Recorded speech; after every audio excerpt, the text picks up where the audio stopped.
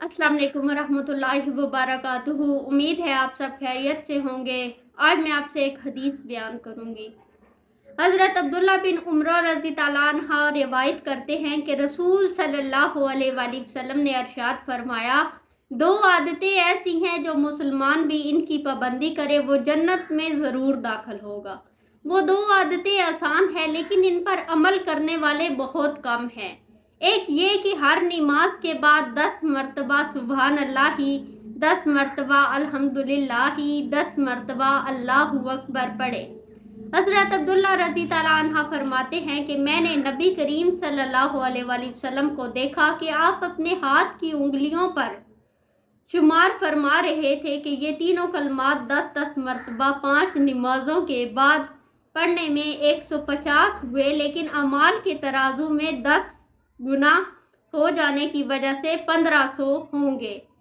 दूसरी आदत ये है कि जब सोने के लिए बिस्तर पर आए तो सुबहान अल्लाही, अल्हम्दुलिल्लाही और अल्लाहु अकबर 100 मरतबा पढ़े।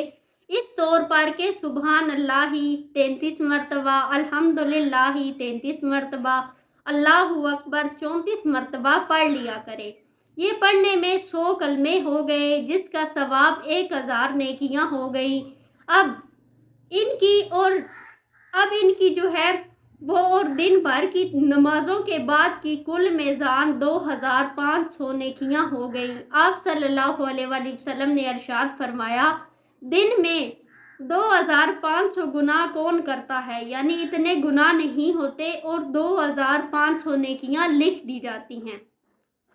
हज़रत अब्दुल्ला रज़ी ताला अन्हु ने पूछा कि या रसूल अल्लाह, ये क्या बात है कि इन आदतों पर अमल करने वाले आदमी कम हैं। नबी सल्लल्लाहु अलैहि वसल्लम ने इरशाद फरमाया, ये इस वजह से है कि शैतान नमाज में आकर कहता है कि फ़लाँ ज़रूरत और फ़लाँ बात याद कर, यहाँ तक कि इनको ख्यालात में मशगूल कर देता है ताकि इन कलमात के पढ़ने का ध्यान ना रहे, और शैतान बिस्तर पर आकर सुलाता रहता है यहाँ तक कि इन कलमात को पढ़े बगैर ही सो जाता है। सदक़ल्लाहुल अज़ीम।